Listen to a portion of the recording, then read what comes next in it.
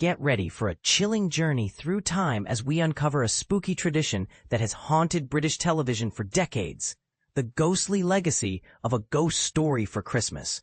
In the UK, we have a unique set of festive traditions that often leave our overseas guests scratching their heads. From the iconic John Lewis Christmas ads to our love for ugly Christmas sweaters, we Brits sure know how to celebrate the holidays. But there's one tradition that's far spookier than the rest, and it's one that has endured for generations. A ghost story for Christmas. This eerie TV tradition dates back to the 1970s when the BBC decided to revive the art of telling ghostly tales during the festive season, and boy did they deliver. The Victorian roots of ghostly tales. The practice of sharing ghost stories around the winter fire has ancient origins, but it truly flourished during the Victorian era. Authors like Charles Dickens and M.R. James played a pivotal role in popularizing this dark and enchanting genre.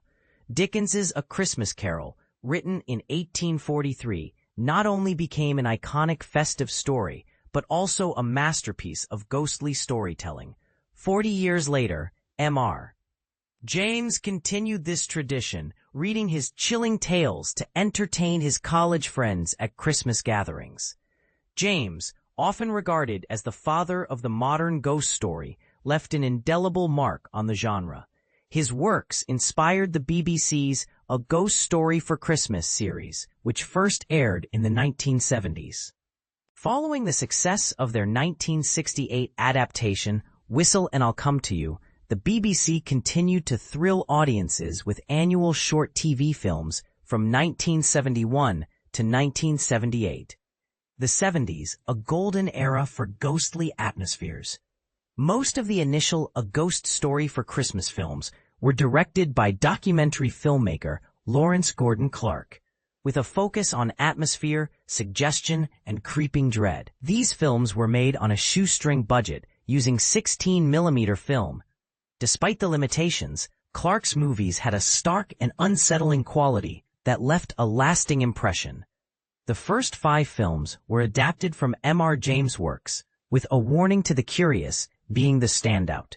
This film centers on a lone archaeologist's encounter with the ghostly guardian of a lost Saxon crown, a typically Jamesian scenario. Other adaptations, like The Stalls of Barchester and Lost Hearts, also delivered on the chills. While The Treasure of Abbot Thomas continued the theme of buried treasures and ghastly sentinels. However, The Ash Tree, despite being a favorite James story, struggled to visualize the nightmarish scenario due to budget constraints. Outside the James canon, The Signalman, adapted from a Charles Dickens story, stood out as a masterclass in understated fear. The final 2 entries, Stigma and The Ice House, were original stories written for the screen, but they failed to live up to expectations, leading to the series' cancellation. The modern revival, glossy but less scary. In 2005, the BBC brought back A Ghost Story for Christmas. But the new films have been a mixed bag. The obvious challenge was finding fresh stories to adapt, as the 70s series had already covered most of M.R. James' best works.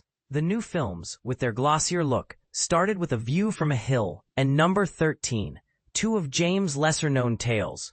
Mark Gatiss, a well-known writer and director, took the reins and has penned the last 8 entries. His best offering so far is the tractate Midoth, a deeply rooted tale inspired by James' love for antiquarian texts. It features the creepiest ghost since The Signalman, Simon Callow's powerhouse performance in The Dead Room. An original story by Gatiss is also worth mentioning.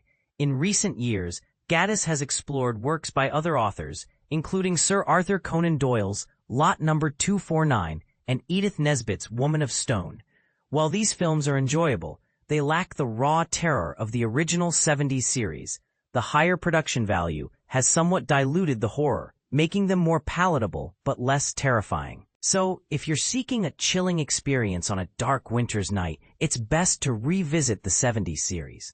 And this is the part where opinions might differ. Do you think the modern adaptations have captured the essence of these ghostly tales? Or is there something about the raw, unpolished nature of the 70s films that adds to their appeal? Let's discuss in the comments.